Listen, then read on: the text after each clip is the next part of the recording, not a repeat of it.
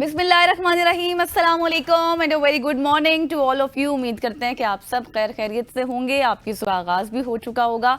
मैं हूँ गजल अशरफ। मैं हूँ वसील लियाकत। वेलकम बैक गजल अशरफ को। Thank you. और ख़वातीन और ज़ात, गजल के आने के बाद अब पहली स्टोरी की जानिब बढ़ते हैं। और पहली स्टोरी इनको क्योंकि डराने धमकाने वाली स्टोरी है, अच्छा। क्योंकि ये छुट्टियां करके आई हैं तो इनको ये समझाना भी है कि ट्रैफिक कवानीन में बहुत सारी तब्दीलियां हो चुकी हैं। अच्छा। ऑफिस में भी बहुत सारी तब्दीलियां हो चुकी तब्दीलियां हो हैं। चुकी सबसे हैं। पहले तो अपनी फेस हाँ, फेस रिकग्निशन आपने वो करवानी भी है। मैंने रजिस्ट्रेशन करानी है, हाँ, अभी वो मेरी रहती है। बिल्कुल ऐसे ही है। और इसके अलावा आप कहाँ पे थी, क्या हो रहा था? मैं शादी अटेंड करी थी, मेरे अच्छा, भाई की शादी थी। माशाल्लाह। और आप भी आए थे, आपने भी देखा अच्छा, था, मैं भी आया याद? था। हाँ। शायद आप सही। भूल गए हैं।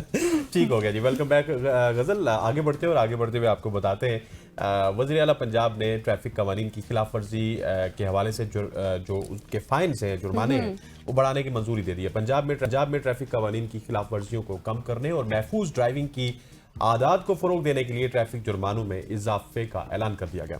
नई पॉलिसी के तहत ट्रैफिक कवानीन की खिलाफ वर्जी करने वाले मोटरसाइकिल सवारों को फी खिलाफ वर्जी पर 2,000 रुपये जुर्माना आयद होगा, जबकि मुख्तलिफ खिलाफ वर्जियों के ज्यादा से ज्यादा जुर्माने की हद 20,000 रुपये मुकर्रर कर दी गई है। ट्रैफिक पुलिस के मुताबिक पहले ये 100 से 500 रुपये के दरमियान जुर्माने अब नए शेड्यूल के मुताबिक बहुत ज्यादा किए जाएंगे। 2,000 सीसी से जायद गाड़ियों के ड्राइवर्स को ज्यादा रफ्तार पर 20,000 रुपये जुर्माना किया जाएगा और कुछ मखसूस खिलाफ वर्जियों के लिए इजाफी जुर्माने भी मुकर्रर किए गए हैं। ट्रैफिक सिग्नल की खिलाफ वर्जी या फिर ओवरलोडिंग पर जुर्माना 15,000 रुपये होगा और गलत सिम ड्राइविंग पर भी 15,000 रुपये जुर्माना होगा। सो आप जो एकदम थोड़ा सा देखते हैं ना कि मेरे पास ये कट है, मैं गलत सिम में जाता हूँ, वहां पे इतना अगर बड़ा आपका ट्रैफिक पुलिस वाला खड़ा हुआ और वो उसका ताल्लुक पंजाब से हुआ तो आपको 15,000 का चार्ज वहीं पे हो जाएगा। जुर्माना हो जाएगा। मतलब अभी तो मतलब उससे बेहतर ये है कि आप किसी अच्छे रेस्टोरेंट में खाना खा लें। और ये है कि जो लोग ड्राइविंग करते हैं वो बहुत एहतियात से अब ड्राइविंग करें, क्योंकि अब काबीना से मंजूरी के बाद ये बिल पेश कर दिया जाएगा। अच्छा, आज से 7-8 रोज पहले हम कराची के हवाले से भी यही डिस्कशन कर रहे थे। कराची में भी इसी तरह के ई चलान आपको याद होगा शुरू हो चुके थे, जिस पर हमने बाकायदा एक सेगमेंट किया था। हमारे कॉरेस्पॉन्डेंट हमारे साथ थे। इस पे हम डीआईजी साहब से भी बात करेंगे, हाँ, कराची के जो exactly. डीआईजी होंगे उनसे भी बात करेंगे। लेकिन there is a difference between Karachi and Punjab, Exactly, क्योंकि यहाँ पे बिल्कुल। थोड़ा सा फैसिलिटीज ज्यादा है, वहाँ पे अभी भी वो लोग चांद पे रहते हैं। बिल्कुल, आप सही कह रहे हैं। रोड के लेकिन जुर्माने बहुत ज्यादा हो चुके हैं। तो अब जिस तरह हसनैन ने कहा कि आप किसी अच्छे रेस्टोरेंट में खाना खा सकते हैं, तो बेहतर है कि इन खिलाफ वर्जियां अब आप छोड़ दें और बेहतर तरीके से ही ड्राइविंग करें। आगे बढ़ते हैं और आपको खबर देते हैं, पाकिस्तान ने सरहद पार से आने वाले खुदकुश ड्रोन्स का तोड़ कर लिया है। क्योंकि आपको याद होगा कि जो अभी हालिया जो जंग हमारी हुई है, जिस तरह से इंडिया ड्रोन फेंक रहा था और हमारी हसास मालूमात की निशानदही करने की कोशिश कर रहा था, तो अब क्या हुआ है कि जी उन तमाम तर ड्रोन्स का तोड़ निकाल लिया गया है। क्योंकि नेशनल इलेक्ट्रॉनिक्स कम्प्लेक्स में तैयार सफरा ड्रोन जैमिंग गन ने कामिकाजी ड्रोन नकारा करना शुरू कर दिए हैं। और ये जैमिंग गन 1.5 किलोमीटर दूर से ड्रोन को निशाना बनाकर उसे उसके रिमोट कंट्रोल को नकारा कर देती है। और इसके साथ साथ कराची में जारी मैरीटाइम एक्सपो में जैमिंग गन की नुमाइश की गई है। और एंटी ड्रोन जैमिंग गन बनाने वाली कंपनी के मैनेजर हमजा खालिद ने बताया कि इस गन को मुल्की सरहदों पर नस्ब किया जा सकता है, जबकि उसके अलावा शहरों में होने वाले बड़े इवेंट्स में भी इसे इस्तेमाल किया जा सकता है। मजीद उनका यह भी कहना था कि ये जो गन है वो 30 डिग्री के एंगल पर 1.5 किलोमीटर की रेंज में काम करती है और ज़रूरत के मुताबिक इसके एंगल तब्दील भी किए जा सकते हैं। और इस रेंज में आने वाले तमाम तर ड्रोन्स का कंट्रोल हासिल भी किया जाता है और उन्हें नाकारा बनाते हुए अपने पास लैंड करा लिया जाता है, जो भी ड्रोन्स सरहद पार से आएंगे। और हमजा खालिद ने मजीद ये भी कहा कि सरहद पार से आने वाले ड्रोन्स को इस गन की मदद से बआसानी निशाना बनाया जा सकता है। और एक सवाल जब उनसे हुआ तो उसके जवाब में हमजा खालिद ने कहा कि दुश्मन की जानिब से आने वाले ड्रोन्स कितनी ही तादाद में क्यों ना हो, वो आ जाए, ये गन उन्हें नकारा बनाने की मुकम्मल तौर पर सलाहियत रखती है। दैट्स एब्सोल्युटली ब्रिलियंट न्यूज़, क्योंकि हमने देखा था कि इजरायली साख्ता और इंडियन साख्ता जब ड्रोन्स आए थे तो उनको हम पकड़ नहीं सके थे। और अब ये जो जेमिंग गन है ये यकीनी तौर पे उनको जेम करने में कामयाब होगी। और वो जो बहुत सारे खदशात होते थे कि हम अगर इन ड्रोन्स को टारगेट करेंगे तो उनको ये पता चल जाएगा कि हमारे हसास मकामात कहाँ पे हैं। तो ये गन, जेमिंग गन, आप किसी भी जगह से इसको ऑपरेट कर सकते हैं और किसी भी जगह से ड्रोन्स को जेम कर सकते हैं। और अच्छी बात कि जितने मर्जी तादाद में आ जाए, हाँ, जितने बड़ी तादाद में आ जाए ये जेमिंग गन काम करती हुई नजर आएगी। खबरदार हो जाता आगे बढ़ते हुए आपको बताते हैं एक ऐसी खबर जो कि इस वक्त सोशल मीडिया पे जुबान ज़द-ए-आम है। रानो की खबर। कराची चिड़ियाघर में अज़ियतनाक जिंदगी गुजारने वाली रानो को इस्लामाबाद मुंतकिल कर दिया गया है। ज़राए के मुताबिक रानो को कल सुबह 7 बजे कराची चिड़ियाघर से इस्लामाबाद रवाना किया गया था, जहां कमेटी ने उसकी तरबियत, रद्द अमल और जिस्मानी और ज़हनी सेहत का जायजा लिया। मुंतकिली के दौरान कमेटी के रुकन और मारूफ film maker Maira Umar, Islamabad wild life management board और कराची जू की टीम ने रानो की मुंतकिली के तमाम लम्हात को रिकॉर्ड किया। रानो को फैसलाबाद बेस मुंतकिल किया गया, जहां से पाक फिजाइया के माल बरदार तैयारे C-130 के जरिए इसे इस्लामाबाद ले जाएगा। जराए के मुताबिक इस्लामाबाद के बाद रानो को अगला जो उनका पड़ाव है वो गिलगित बल्तिस्तान होगा। और याद रहे कि सिंध हाई कोर्ट ने 14 अक्टूबर को कराची जू में मादा रीच रानो के लिए नाकाफी इंतजाम से मुताल्लिक दरख्वास्त की समात के दौरान जू इंतजामिया को रानो को Islamabad wild life management board के हवाले करने का हुक्म दिया था। दरख्वास्त गुजार के वकील ने अदालत में बताया था कि रानो को 7 बरस से एक जगह कैद रखा हुआ है और रानो के सर में कीड़े पड़ चुके हैं और रानो पिंजरे पर अपना सर मारती है क्योंकि वो स्ट्रेस में होती है। अदालत ने इसमें KMC इंतजामिया पर इजहार बरहमी करते हुए रिमार्क्स दिए थे कि ऐसी हालत में रानो को कैसे रखा जा सकता है, आप खुद से अपने काम क्यों नहीं करते, हर काम के लिए अदालती हुक्म का इंतजार आप करते हैं और रीच को कहीं अच्छी जगह मुंतकिल क्यों नहीं करते। बाद अज़ां अदालत ने कराची जो इंतजामिया को 2 रोज में रानो को Islamabad wild life management board के हवाले करने का हुक्म दिया था और रानो अब हमारे शहर इत्तेदाल में। एग्जैक्टली, रानो अब इस्लामाबाद में मौजूद है। अगला पड़ाव उनका गिलगित में होगा। 7 साल से वो एक ही जगह पर कैद थी और आप खुद इमेजिन करें कि 7 साल आप खुद किसी जगह पर कैद हों तो आपको कैसा फील होगा। फिर उनके सर में कीड़े पड़ जाना। अच्छा, वैसे ये कोई इस तरह की पहली स्टोरी नहीं है, इससे पहले भी हमने कितने ऐसे जानवर देखे जिनके साथ इस तरह का सलूक हुआ, उनकी जिंदगियां फिर हमने डिस्कस भी किया। लेकिन अब देखते हैं कि रानो के हवाले से क्या कुछ इंतजाम किए जाते हैं, क्योंकि अब तो वो इस्लामाबाद में है। आगे बढ़ते हैं और आपको दुनिया की सबसे महंगी तरीन कॉफ़ी से रिलेटेड मैं कुछ बताऊंगी आज आपको। मैं काफ़ी दिन बाद आई तो आपको कॉफ़ी की खबर भी देती हूँ कि दुनिया की सबसे महंगी तरीन जो कॉफ़ी है, जिसका एक कप की कीमत आप सुनेंगे तो हैरान रह जाएंगे। दुबई के एक कैफ़े में ऐसी नायाब कॉफ़ी पेश की गई है जिसे गर्म मशरूबात के महंगे तरीन कप का एजाज़ भी अब हासिल हो गया है। इस कॉफ़ी का एक कप 3600 UAE दरहम यानी कि 2,75,000 पाकिस्तानी रुपए से जायद में आप ये कहें कि पीने के लिए मिलता है। और इसकी तैयारी के लिए कॉफ़ी की गेस्टिया बीचों की नेडो 7 वैरायटी को इस्तेमाल किया जाता है, जिसकी काश पनामा की आतिशफशाई ढलवानों में की जाती है और इसकी बहुत कम मिकदार उगाई भी जाती है और हर फसल से महज चंद किलोग्राम बीज हासिल होते हैं। इस वजह से इसे कॉफ़ी की बहुत ख़ास किस्म करार भी दिया जाता है। और कैफ़े इंतज़ामिया ने कॉफ़ी के हवाले से ये बताया कि वो कॉफ़ी मार्केटिंग ट्रक या फिर शो ऑफ नहीं कर रहे, बल्कि नीडो 7 गेशिया कॉफ़ी को दुबई में फ़रोग़ करना फितरत का मौजज़ा और इंसानी मेहनत का नतीजा है। इतनी महंगी कॉफ़ी है, बिल्कुल ऐसी है कि इतनी महंगी है कि 2 लाख से ज़ायद रुपयों में मिलती है। और आप देखिए कि जिन लोगों के पास अल्लाह की जानिब से माल दिया होता है ना, तो हम ये कहते हैं कि वो आम लोगों पे क्यों खर्च नहीं करते। अगर इस बंदे पे हो तो ये पूरे इस इलाके को अमीर कर सकता है, या फिर क्या कहते होते हैं उसमें उसमें सूदमंद कर सकते हैं, सूदमंद भी कर सकता है, अच्छा साबित हो सकता है, मुफीद हो सकते हैं। लेकिन उनके लिए फिर उसी तरह की कॉफीज भी होती हैं। 2 लाख की कॉफी होती है, 10 करोड़ की गाड़ी होती है, 1 करोड़ का सूट होता है, 1 करोड़ का उनका पर्स होता है। तो ये तमाम तर चीजें उन लोगों के लिए भी बनाई जाती हैं और वो लोग जो कि अरबों डॉलर अपनी जेब में रखते हैं वो इस तरह की चीजें करते रहते हैं। ख़वातीन व हज़रात, आगे बढ़ते हुए आपको बताते हैं एक अनोखा अंदाज एक फ्रांसीसी टेक एंटरप्रेन्योर है उनकी जानिब से। फ्रेंच टेक एंटरप्रेन्योर डैगोबर्ट रेनॉफ नामी शख्स ने अपनी शादी के अखराजात पूरे करने के लिए शादी के सूट को इख्तियारी तख्ती में बदल डाला।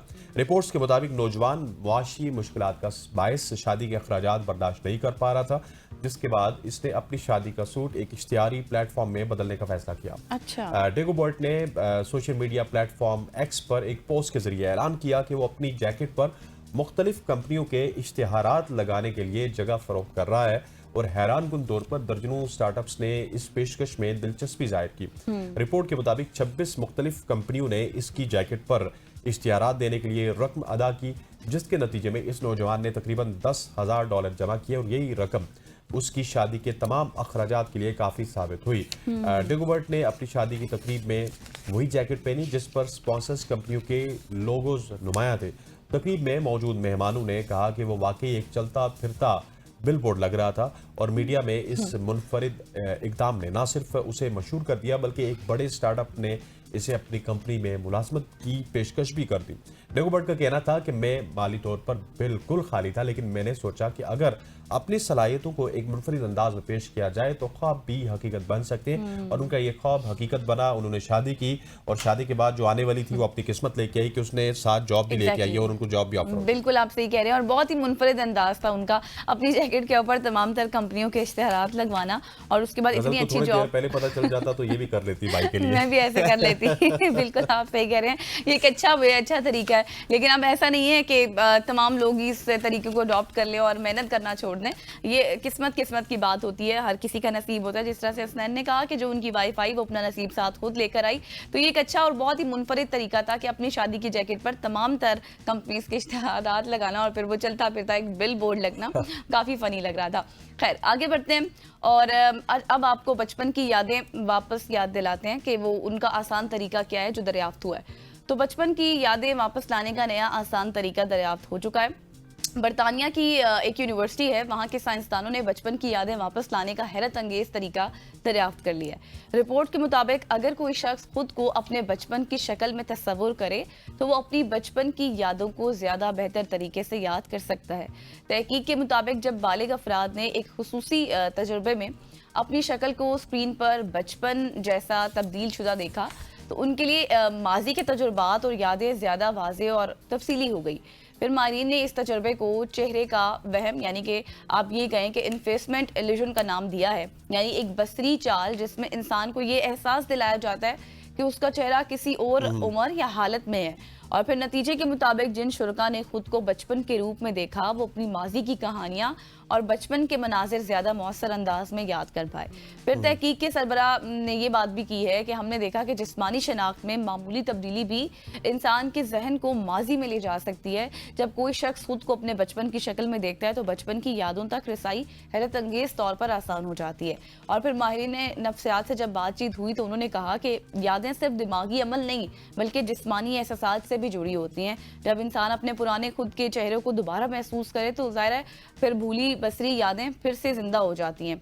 और माहिरीन के मुताबिक मुस्तकबिल में ये तकनीक यादाश्त खो बैठने वाले मरीजों और नफ्सियाती इलाज के मैदान में एक इनकलाबी पेशरफ भी साबित हो सकती है। दैट्स एब्सोल्युटली ब्रिलियंट, और आप अपनी यादों को वापस ला सकते हैं, और यकीनी तौर पे ये एक बहुत ही अच्छी रिसर्च है जो आइंदा आने वाले दिनों में आप देखेंगे कि आपको यहाँ पे भी इम्प्लीमेंट होती हुई नजर आएगी। ख़वातीन उज़ात, आगे बढ़ते हुए एक आपको ज़बरदस्त पैकेज दिखाते हैं। आप तो माशाल्लाह से शादी में वहाँ पे भी आपने मीठा खिलाया होगा लोगों को, लेकिन गुड़ एक ऐसी चीज़ है जो कि हम अपने बुजुर्गों में देखते थे, ये आदत कि उनकी जेब में होता था। जिस तरह टॉफी होती थी उनकी जेब में गुड़ होता था और वो गुड़ पेश किया करते थे। तो ये गुड़ के ऊपर एक ज़बरदस्त पैकेज है, और जिस इलाके से ये पैकेज है ना वो इलाका भी बड़ा जबरदस्त है। शक्करगढ़ उसका नाम है। मतलब उसका नाम भी शक्कर से है, शक्करगढ़। ठीक है जी। अली गौर ने एक रिपोर्ट बनाई है, उनकी रिपोर्ट मुलाहिजा करते हैं। तरफ सर्दी का मौसम शुरू तो दूसरी तरफ गन्ने की फसल पक कर तैयार होते ही आबादगार उसे मिलों तक भेजने के बजाय अपना गुड़ बनाने को तरजीह देने लगे। गन्ने की कटाई के बाद गन्ने का रस मिशन के जरिए निकाला जाता है और फिर उसे आग पर रखी बड़ी कढ़ाइयों में घंटों तक पकाया जाता है, जहां शीरा तैयार होने के बाद उसे लकड़ी के बड़े बर्तनों में अंडलाया जाता है। फिर हाथ की मदद से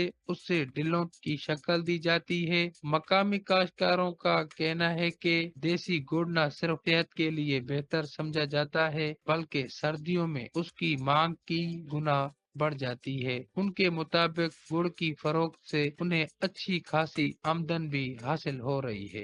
गुड़ बनाने की एक तो वजह ये है कि शुगर मिलें देर से स्टार्ट होती हैं। अभी जो हमारा गन्ना है वो तैयार हुआ है, बिल्कुल तैयार है, मगर अभी सिंध में कोई भी शुगर मिल स्टार्ट नहीं हुई है।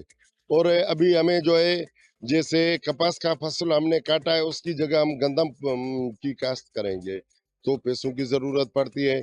इसीलिए जो खास कर छोटे काश्तकार होते हैं वो ये गुड़ बनाते हैं, और वो गुड़ में जो है शुगर मिल से ज़्यादा आमदनी होती है गुड़ बनाने में। और वो जो हमारे अखराजात होते हैं जैसे गंदम का जो काश्त करेंगे वो भी हमारी पूरी हो जाती है। और गुड़ जो है न वो इधर खास कर सिंध में या और सूबों से भी जो हाईवे पे जो गुड़ बनाते हैं लोग काश्तकार उनसे जो पंजाब के पेशावर के लोग हैं वो भी खरीद के ले जाते हैं, क्योंकि गुड़ जो सियारे खास तौर पे सर्दी के मौसम में ज्यादा जो है उनको अच्छा लगता है चाय वगैरह बनाने में। इसी वजह से वो गुड़ को तरजीह देते हैं। गुड़ आराम से बिक जाता है, पैसे आराम से मिल जाते हैं, ये गुड़ में फायदा होता है। जी, गुड़ के फवायद भी आपने जान लिए और इस हवाले से रिपोर्ट भी आपने जान ली, लेकिन यहाँ पे वक्त हुआ चाहता है एक शॉर्ट सी कमर्शियल ब्रेक का। ब्रेक के बाद जब आएंगे तो हम कराची की ट्रैफिक के हवाले से बात करेंगे और डीजी ट्रैफिक हमारे साथ मौजूद होंगे। स्टे विद अस।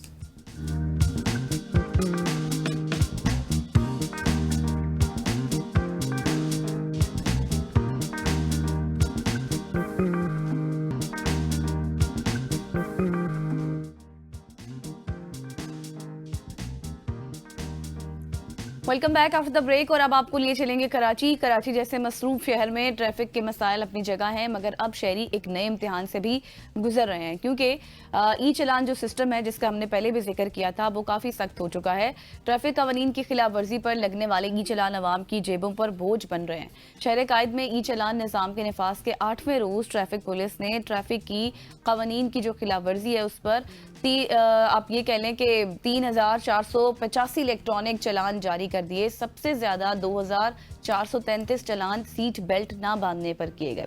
और आपको पता है कि हेलमेट ना पहनने पर 511 और स्पीडिंग पर 51 चलान जारी किए गए और रेड लाइट का इशारा तोड़ने पर 223, ड्राइविंग के दौरान मोबाइल फोन के इस्तेमाल पर 78 चलान, काले शीशों पर 44, नो पार्किंग पर 15, स्टॉप लाइन की खिलाफ वर्जी पर 5 चलान किए गए। और इन्हीं चलानों के हवाले से बात करेंगे आज हम। जी बिल्कुल ऐसी है। चालान के हवाले से एक खबर हमने पंजाब से तो आपको दी थी, लेकिन हम आपको सिंध लिए चलेंगे जहां पे पीर मोहम्मद शाह साहब डीआईजी ट्रैफिक पुलिस कराची हमारे साथ मौजूद होंगे। Thank you so much for joining अस। कराची में अगर बात की जाए ई चालान्स की तो कराची में शहरी इस हवाले से इसको सराह भी रहे कि ये जो कदम है ये नज़्म ज़ब्त के लिए ज़रूरी है, लेकिन क्या आप समझते हैं कि इतने ज़्यादा ई चालान्स ये मौसर भी साबित होंगे, क्योंकि ये शहरियों पे कहीं ना कहीं बोझ भी बन रहा है? की जो बुनियाद होती है वो डेटरेंट्स के ऊपर होती है। तो ये जो निज़ाम है बेसिकली ये डेटरेंट्स क्रिएट करता है, और जो फाइन्स होते हैं वो अफोर्डेबिलिटी पे डिज़ाइन नहीं होते। जैसे लोग उसको एग्जाम्पल देते हैं पंजाब का, तो पंजाब में भी जो है हेलमेट ना पहनने का 2,000 रुपये का फाइन है। और फिर हमारे पास जितने भी फाइन्स हैं जो फर्स्ट यानी कि फाइन किसी भी सिटीजन का है, तो वो अक्रॉस द बोर्ड उसका वेवर मौजूद है। चीफ मिनिस्टर सिंध ने पहले टिकट का वेवर दे दिया है कि अगर आप आकर अंडरटेकिंग देते हैं तो फिर आपका वो माफ हो जाता है। और फिर जब भी आपको टिकट होगा नेचुरली उसमें आपको 14 डेज के अंदर फाइन अदा करने के 50% जो है वो आपको ऑफ मिलता है। मकसद ये नहीं है, मकसद है कि आपकी डेटरेंस लेवल इतनी हो कि आप दोबारा वो वायलेशन करें ही ना। अब देखें मोटर बाइक है, मोटर बाइक अगर आप हेलमेट पहन कर चलाएंगे तो आपको टिकट ही नहीं आएगा। ये ऐसा थोड़ा है कि बस आपने खाना है, 2 वक्त का है, महंगा है और आप खाना ही खाना है। आपकी चॉइस है, you put on the helmet and you just don't get the ticket. तो मेरे ख्याल में डेटरेंस लाजमी है। कराची का जो बेहंगम ट्रैफिक है उसको जो है ना मैनेज करने का ये वाहिद तरीका है कि you bring in technology and then बिल्कुल सर, आप ठीक फरमा रहे हैं। जाहिर है ये एक मैनेज करने का तरीका भी हो सकता है, बिल्कुल आपने दुरुस्त फरमाया, और लोगों की हिफाजत के लिए। लेकिन साथ ये भी बताएं कि अब पंजाब की खबर भी आज हमने शेयर की है, वहाँ की ई चलान और ट्रैफिक टिकटों की कीमतें कराची से इतना फर्क क्यों है, इसकी क्या वजह है? देखें प्रोविंशियल गवर्नमेंट है, हर कोई अपने हिसाब से सोचता है, लेजिस्लेट करता है, और ये क्वेश्चन तो वैसे भी लेजिस्लेशन का है। हम तो जो है ना पब्लिक सर्वेंट हैं, और जो हमें लेजिस्लेशन होकर मिली है हमने उसको इम्प्लीमेंट करना है। बट हैविंग सेड दैट आप पंजाब के भी देखें जुर्माने तो वो 2000 बाइक के हैं। मुख्तलिफ जो हीनियस किस्म के वायलेशन हैं उस हवाले से, और अगर सरकार समझती है कि ये ज्यादा है तो वो रिवाइज भी कर सकते हैं, डाउनवर्ड रिवीजन हो सकता है। लेकिन मैं आपको ये बताता चलूं कि पंजाब में भी बहुत इशू है कि मल्टीपल टिकट्स इशू होने के बावजूद भी लोग जो है काफी उसको पे नहीं करते, और उनकी गाड़ियों से भी ज्यादा जो अमाउंट है उसके वो जुर्माने हो जाते हैं, और अल्टीमेटली वो गाड़ियां ऑक्शन होनी पड़ती हैं। तो हम उस नहज पर जाएं ही क्यों कि आपकी गाड़ियां ऑक्शन हो और आपके सैकड़ों टिकट्स आपको इशू हो। मेरा मकसद ये है कहने का कि अगर आप ज़्यादा बड़ा जुर्माना रखते हैं तो फिर लोग जो है अपने आप को ठीक करते हैं। अगर 200 रुपए का जुर्माना रखेंगे तो लोग मतलब हमारे यहाँ भी 200 ही था पहले, तो उसका इम्पैक्ट नहीं आता था क्योंकि लोग ये समझते थे कि they can easily afford it and afford it in the sense कि वो they can flout the law. तो मेरे ख्याल में कराची के अंदर इम्प्रूवमेंट आ रही है और with the passage of time it will gain currency और एक्सेप्टेंस और लोगों को पहली वैसे भी टिकट माफ है, लोग आते हैं वो एक्नॉलेज करते हैं, दे आर अप्रिशिएटिंग इट। और ठीक हो गया। अच्छा डीएजी साहब, ये एक और इंशाल्लाह पॉइंट है जिस करना चाहता हूँ कि ई चालान का जो तरीका कार है ये आम शहरी के लिए कितना मुफीद है, क्योंकि मैं रिक्शा वालों की बात करूं, मोटरसाइकिल सवारों की बात करूं, मोटरसाइकिल चलाने वालों की बैग पार्डन, तो वो टेक्नोलॉजी से ज़्यादा वाकिफ तो है नहीं। सो वो कहाँ से जाएंगे, चालान कैसे जमा करवाएंगे, हम इतना ज़्यादा टेक के साथ अभी एसोसिएटेड नहीं है और जो लिटरेसी रेट है वो भी अच्छा नहीं है हमारा। देखें टिकट के अंदर ही PSID है, जनरेट हुई हुई है, तो इजी पैसा है, आपके जायज़ कैश है या कोई भी आपके पास ई वॉलेट है, तो वो इजीली उसके अंदर आप वो हिस्से हैं कुछ वो डालेंगे तो वो टिकट आपका ऑटोमेटिकली पे हो जाएगा। तो और अगर आपके पास कोई भी ई वॉलेट नहीं है तो किसी भी आप जायज़ कैश की शॉप पे चले जाएंगे तो वहाँ पर वो आपके PSID के थ्रू आपका टिकट जो है वो पे हो सकता है। तो ये इसमें यानी कि जस्ट अ क्लिक ऑफ ये सही। सारा मामला। अच्छा सर, पिछले सवाल के जवाब में आपने भी यही बात की थी कि इससे रेवेन्यू तो बढ़ेगा, लेकिन अब ये तासुर भी है कि ई चालान के जरिए रेवेन्यू तो बढ़ रहा है, लेकिन लोगों का सवाल अब ये भी है कि सड़कों की मरम्मत या जो निज़ाम है उसमें बेहतरी नहीं आ रही, उस पर फिर क्या कुछ किया जा रहा है? एग्जैक्टली ये इंतहाई ज़रूरी है कि कराची में काफ़ी सड़कें ऐसी हैं जहाँ पर तरक्याती काम चल रहा है, लेकिन ये भी बात जो है ना वो मिसकंसेप्शन है लोगों के जहन में, क्योंकि ये बस हर तरफ से खबरें चल रही हैं कि वो हर जगह पे टिकट इशू हो रहे हैं। ऐसा नहीं है। हमारी जो मेन सड़कें हैं जहाँ पर हमारा इंफ्रास्ट्रक्चर बिल्टअप है, जहाँ पर प्रॉपर हमारे सिग्नल्स काम कर रहे हैं और जहाँ पर लेन मार्किंग्स हैं, जहाँ पर स्टॉप लाइंस और ज़ीब्रा क्रॉसिंग्स हैं, ये टिकट्स वहीं पर इशू हो रहे हैं। और बाकी जो रेस्ट ऑफ कराची है वहाँ पर जैसे जैसे सड़कें बनती जाएंगी वहाँ पर ये इंफ्रास्ट्रक्चर डेवलप होता जाएगा, तो वहाँ पे कैमरे जो है वो एक्टिवेट कर दिए जाएंगे। लेकिन फॉर द टाइम बीइंग ये शारा फैसल हो गया हमारा या शारा कायदीन है, कारसाज सरसा Suleman road, Rashid Minhas road, defence, Clifton, city के इलाके, आई चंद्रीगढ़ रोड, सेक्रेटेरिएट के अराउंड सड़कें, ये सारी अब जो है ना हमारी बिल्टअप एरिया है वहाँ पर सिग्नल्स काम कर रहे हैं। और अगर किसी ठीक हो वजह गया। से अच्छा कोई सिग्नल डीएजी काम साहब, मुझे नहीं ये कर भी रहा बताइएगा तो कि ऑफ बहुत सारी कोर्स ऐसी हैं कि जिनके मुताबिक ई चालान गलत गाड़ियों या फिर पुराने रजिस्ट्रेशन डाटा पर भेजे जा रहे हैं। सो ऐसी सूरत में आवाम इसकी तस्दीक किस तरह से करवा सकती है या फिर अपील करने का क्या तरीका है? जी हाँ, बिल्कुल। देखें कोई भी जब आप रोल आउट करते हैं सॉफ्टवेयर या कोई इस तरह का टेक्निकल सॉल्यूशन तो उसके अंदर टीथिंग प्रॉब्लम्स ज़रूर आते हैं और इसीलिए हमने शहर में 11 मकामात पर सहूलत सेंटर्स को एक्टिवेट किया हुआ है। वहाँ पर सुबह 9 से रात 9 बजे तक हमारे रहनुमा बैठे हैं। आप जा सकते हैं वहाँ पर अपना इशू बयान करके अपने टिकट्स को क्लोज करवा सकते हैं। और अगर आप समझते हैं कि आपकी गलती नहीं है तो आपने सिर्फ प्रूव करना है कि जैसे अब लोग आ रहे हैं कि मेरी गाड़ी है लेकिन मैंने बेच दी है, तो उसको हम गाइड करते हैं कि एक्साइज से अपने नाम से उतरवा दें। फिर कुछ लोग हैं जो कहते हैं कि ये गाड़ी जो है मेरी नंबर प्लेट कोई और यूज़ कर रहा है, तो वो भी फिर हम सेफ सिटी अथॉरिटी को इन्फॉर्म कर देते हैं कि वो गाड़ी पकड़ी जाए। यू सी हमारे पास मल्टीपल तरीकों के साथ के ज़रिए जो सिटीजन्स हैं उनकी सहूलत मौजूद है। All they have to do is to walk in any of the 11 सहूलत सेंटर्स व्हिच आर सर ये भी साथ बता दीजिएगा इसके साथ कि अभी ये भी बातें गर्दिश कर रही हैं कि शायद कोई चालान में डिस्काउंट वगैरह भी दिया जा रहा है, तो ये रियायत किन सार्फिन के लिए है? और हमारे नाजरीन को, देखने वालों को ये भी बताएं कि अगर कोई डिस्काउंट है तो वो किस तरह से हमारे नाजरीन फ़ायदा उठा सकते हैं इससे। देखें ये दो तरीके से हम वेवर दे रहे हैं। एक तो है जो चीफ मिनिस्टर सिंध ने अपने इनॉग्रल एड्रेस में तमाम कराची की आवाम को एक पहला टिकट जो है वो वेव ऑफ किया था कि अगर वो आकर अंडरटेकिंग देंगे तो वो वेव ऑफ हो जाएगा। एक तो वो सबको अवेल करवा रहे हैं हम, 95% लोग उसको अवेल कर रहे हैं। सेकंड है कि अगर आपकी दूसरी टिकट है तो फिर आप 50% आपको लॉ जो है कंसेशन देता है अगर आप 14 दिन के अंदर उसको पे करते हैं, और फिर 14 दिन के बाद फिर आपको पूरे पैसे पे करने पड़ेंगे और 21 दिन के बाद तो डबल हो जाएंगे। तो ये यानी कि लॉ के अंदर प्रोविजंस हैं और उसी तरीके से जो हमारे लैंडमार्क सेंटर्स हैं या जो हमारे सॉफ्टवेयर है या जो PSID जनरेट होगी, इसी तरह से वो ठीक हो गया चार्ज भी करेगी। शाह साहब, मुझे ये भी आखिर में कि ई चालान के बाद, इट्स टू अर्ली टू से, लेकिन ई चालान के बाद क्या कोई आपको तब्दीली देखने को मिली है? शहरी कवानीन को फॉलो कर रहे हैं या नहीं कर रहे? जी हाँ, बिल्कुल।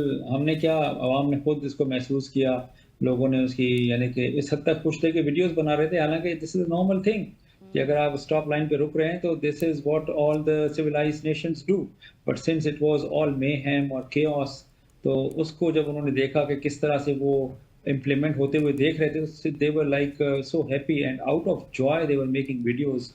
जो टिकटॉकर्स हैं हमारे और जो इन्फ्लुएंसर्स हैं, तो there is proper acceptance of this new regime. और इंशाल्लाह ताला आप देखेंगे कि जो ट्रैफिक पुलिस के ऊपर इल्ज़ामात लगते थे कि छोटी गाड़ियों को रोक के रखते थे और बड़ी गाड़ियां फ्लाउट करती थी लॉ को, तो वो इसके अंदर बिल्कुल ऑटोमेटिकली एड्रेस हो जाता है ये सारा मामला, क्योंकि कोई भी इसकी वजह से नहीं बच सका, भले वो फाइनेंस डिपार्टमेंट हो, CM सेक्रेटेरिएट हो, IG की ऑफिस हो, चीफ सेक्रेटरी ऑफिस हो, ये सबको, इवन हाई कोर्ट्स के जो गाड़ियां हैं सबको टिकट्स गए हैं। और यानी कि जो ये फेयरनेस है इस सिस्टम की, ट्रांसपेरेंसी है, this will win a lot of citizens over to सही।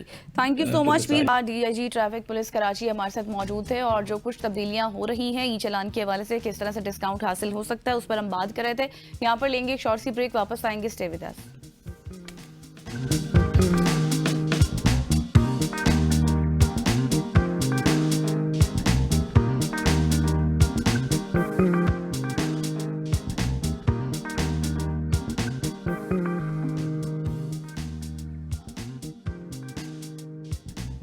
Welcome back after the break. और मुल्क की सियासत को टच कर लेते हैं कि वहां पर क्या कुछ हो रहा है। 27वीं आईनी तरमीम के हवाले से बातें चल रही हैं और पाकिस्तान तहरीक इंसाफ की बात की जाए तो चेयरमैन बैरिस्टर गौहर ने 27वीं आईनी तरमीम को विफाक का सूबों पर हमला करार दे दिया और कहा कि 27वीं आईनी तरमीम आइन और पार्लियामेंट की रूह के मुनाफी है और मुल्क की सालमियत को खतरे में ना डाला जाए। हम अपना रिस्पांस पार्लियामेंट में देंगे। कौमी असम्बली के इजलास में खिताब करते हुए चेयरमैन PTI बैरिस्टर गौहर ने कहा कि आइन में तरमीम करना एक संजीदा मामला है और भारत के आइन में अब तक आप ये कहें कि 107 तरमीम हुई हैं। उन्होंने मजीद ये भी कहा कि कौम की जरूरत के मुताबिक तरमीम होती हैं और 18वीं तरमीम मुत्तफ़िक़ा तौर पर मंजूर की गई, जिस पर लोगों ने खुशियां भी मनाई। और फिर 26वीं तरमीम की बात की कि 4 शिकों पर हमें शदीद एतराज़ है। दूसरी जानिब कौमी असम्बली की बात की जाए तो वहां पर वज़ीर आला खैबर पख्तूनख्वा सुहेल आफरीदी की बानी PTI से मुलाकात से मुतालिक करारदाद जमा करा दी गई है और इन्हीं तमाम तर बातों पर आज हम बात करेंगे। बिल्कुल ऐसी है। गजल इन्हीं में बात करने के लिए हमारे साथ हैं फैसल चौधरी साहब, सीनियर रहनुमा है पाकिस्तान तहरीक इंसाफ के। चौधरी साहब, thank you so much for joining us. Finally एक और नई तरमीम के हवाले से बात हो रही है, 27वीं आईनी तरमीम। अभी तक वो क्या कहते होते कि किसी को इसके ड्राफ्ट के हवाले से मालूम नहीं है क्या कुछ करने जा रही है गवर्नमेंट और क्या कुछ होने जा रहा है, लेकिन इसमें 6 मुगैयां स्टार्ट हो चुकी हैं। अपोजिशन भी अपना इसमें रद्द-ए-अमल दे रही है, गवर्नमेंट भी रद्द-ए-अमल दे रही है। इस 27वीं आईनी तरमीम में बेसिकली है क्या सर? देखिए, 27वीं आईनी तरमीम में जो मोटी मोटी बातें हैं, ज़ाहिर ड्राफ्ट तो अभी शेयर नहीं हुआ है, तफसीलात तो जब ड्राफ्ट सामने आएगा तो तभी उस पर बात हो सकती है। उसमें जो नीत ये है कि जो कि बिलावल भुट्टो के ट्वीट से फिर कल डिफेंस मिनिस्टर का एक इंटरव्यू चला है और जो वर्किंग पेपर जो रिपोर्टेडली सामने आया उसमें CNC का ऑफिस जो है चीफ कमांडर इन चीफ का, वो शायद रिवाइव किया जा रहा है। कॉन्स्टिट्यूशनल कोर्ट जुडिशरी से मुतालिक कुछ तरमीम है, कुछ NFC अवार्ड से मुतालिक तरमीम है। और जजेस की ट्रांसफर, ये एक पैकेज है जो कि हुकूमत चाहती है। लेकिन इस में क्या है या क्या नहीं है, उससे हट के जो असल में प्रॉब्लमेटिक बात यह है कि ये साल में दूसरी बार तरमीम आइन में की जा रही है। पहले 26वीं आईनी तरमीम लाई गई, फिर अब 27वीं तरमीम लाई जा रही है। और इसके लिए जो मौजूदा पार्लियामेंट है, जो कि हुकूमत इम्पोज्ड हुकूमत है, मुसल्लत करदा हुकूमत है, उनके पास तो मैंडेट नहीं है आइन को बदलने का, क्योंकि जो जमातें इस वक्त हुकूमत में हैं उन्होंने आइन की तब्दीली का मैंडेट अपने मंशूर में नहीं रखा और ना ही उसकी बुनियाद पे इलेक्शन लड़ा है। तो ऐसी सूरत में जो मरवजा सियासी तरीक़ेकार है, क्योंकि जो आइनी कानून साजी होती है वो सानवी कानून साजी से बहुत मुख्तलिफ होती है, और ये दुनिया भर में ये कतई नज़र कि आपके पास मेजॉरिटी है या नहीं है, इसके लिए कंसेंसस डेवलप किया जाता है, क्योंकि जो आइन है वो तो सबके ऊपर लागू होता है ना जी।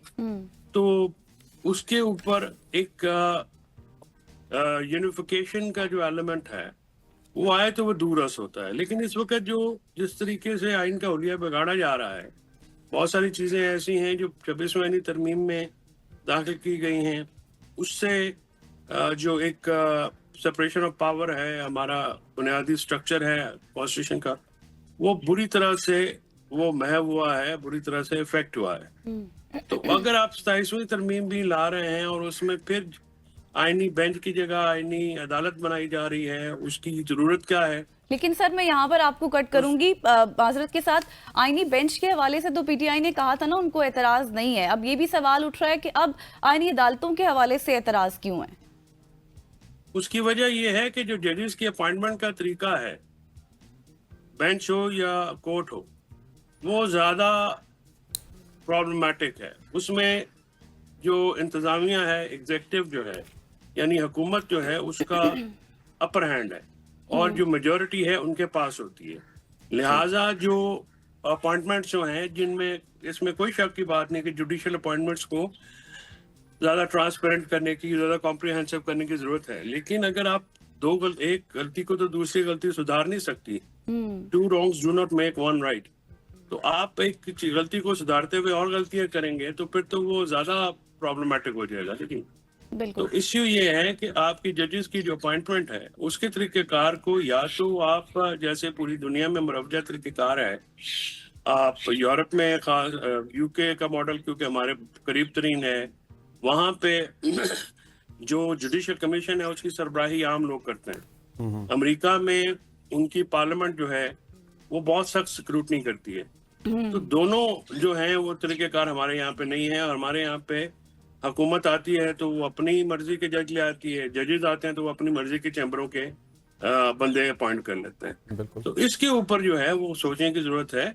और 27वीं तरमीम से पहले मुल्क में सियासी हालात जो हैं वो साजगार नहीं है इस वक्त। अगर आप आइन में तब्दीली करना चाहते हैं तो सियासी इस्तेकाम आना चाहिए, वेयरएज जो प्रपोज्ड अमेंडमेंट्स आ रही हैं उससे सियासी अदम इस्तेकाम ज्यादा होने का खदशा है।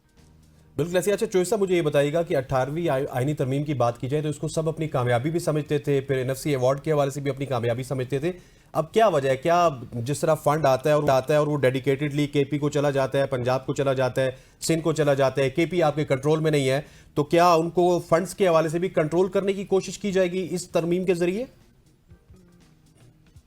उसमें देखिए कंट्रोल ही करने की कोशिश की जाएगी।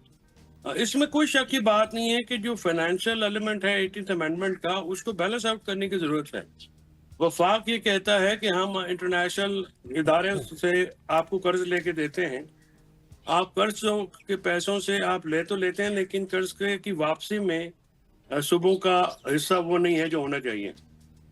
एनएफसी के साथ साथ अगर प्रोविंशियल फाइनेंस कमीशन भी कर दिया जाए, यानी अब मैं नाजरीन को समझाने के लिए कि नेशनल फाइनेंस कमीशन जो होता है वो सूबों का जो हिस्सा होता है वफाकी कौमी खजाने से, वो सूबों के पास जाता है। लेकिन सूबों ने आगे जो जिला की हद तक फंड की फराहमी है उस पर अमल दरामद नहीं किया जाता, जिसकी वजह से वज़ीर आला जो हैं वो तमाम जो खजाना है उसके ऊपर बैठ जाते हैं।